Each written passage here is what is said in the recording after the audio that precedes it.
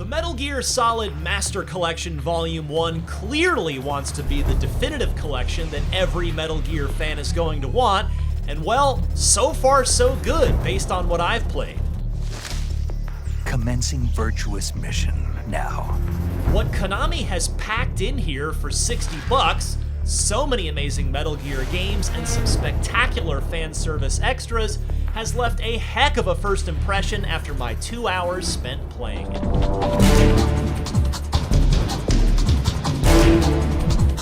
After getting to play it, I could not believe how much care went into this collection. Like Konami's TMNT Cowabunga collection, I don't think any fan is going to be disappointed. The NES games are there, and all of the different versions are included, with Metal Gear Solid clearly having gotten a ton of love and attention for the first time since the Twin Snakes remake back in the GameCube days. Metal Gear Solid 2 and 3 are the amazing Bluepoint HD remakes, but even those received subtle touch-ups, according to Konami's director of brand marketing, Ben Kinney. Quote, "We put the white gloves on and just whatever needed to be touched up or trimmed just to modernize them. We did that, and then the rest we just left as it was because that was the intent." End quote. VR mission and special missions are also included, and I was ecstatic to see that a gem I don't have in my current collection, Metal Gear Solid Integral, was also here. The VR disc that was included with this version can also be started from the Integral submenu. For the main game, they even thought about the players that will be discovering the hidden codex code for the first time, as a 3D case can be selected by going to the online manual section for the version you happen to be playing. Can you shoot me, rookie? Careful, I'm no rookie. Liar. That nervous glance, that scared look in your eyes. They're rookie's eyes if I ever saw them.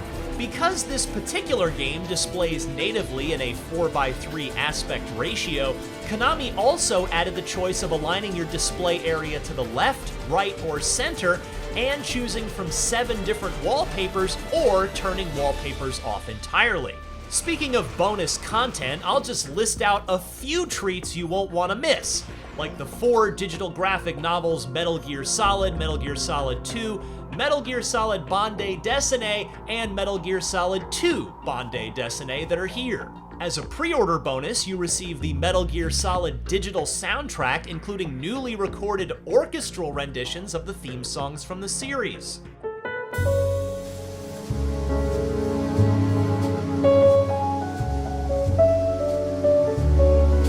The website also mentions the screenplay book and master book, but I was asked not to discuss those yet, so you'll just have to wait a bit to learn more.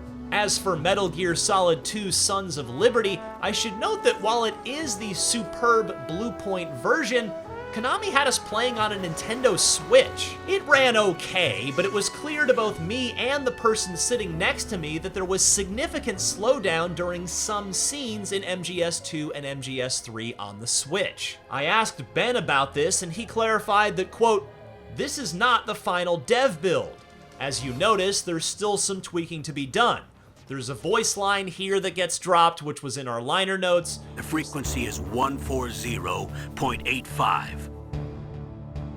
There's some of the content for the bonus content, and there are just a few minor adjustments. So going through, the final list hasn't been finalized, but there are definitely still tweaks and adjustments being made to the different builds." End quote. Otherwise, Metal Gear Solid 2 is exactly the same as the Bluepoint version that was released on the PS3 and Xbox 360. Metal Gear Solid 3 Snake Eater is where I spent the majority of my time, and it was again the Bluepoint HD version that is regarded by fans like myself as the best version available. Having just played through the first hour or so due to my excitement for the collection, it was very fun to shoot the bee's nest and watch the guard run away in terror. Or crawl through the grass to get to the scientist and help him escape and reveal the Shagohan's secrets. It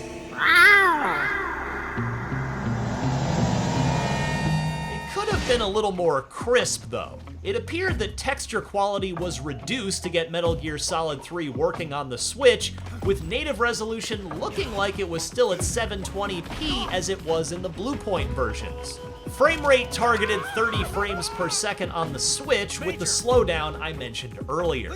I admit that I loved getting a ton of time with the original Metal Gear Solid and Metal Gear Solid 3 when I wasn't digging around in the menus to find fun treasures within. I also am very happy that these games were collected in one package for fans.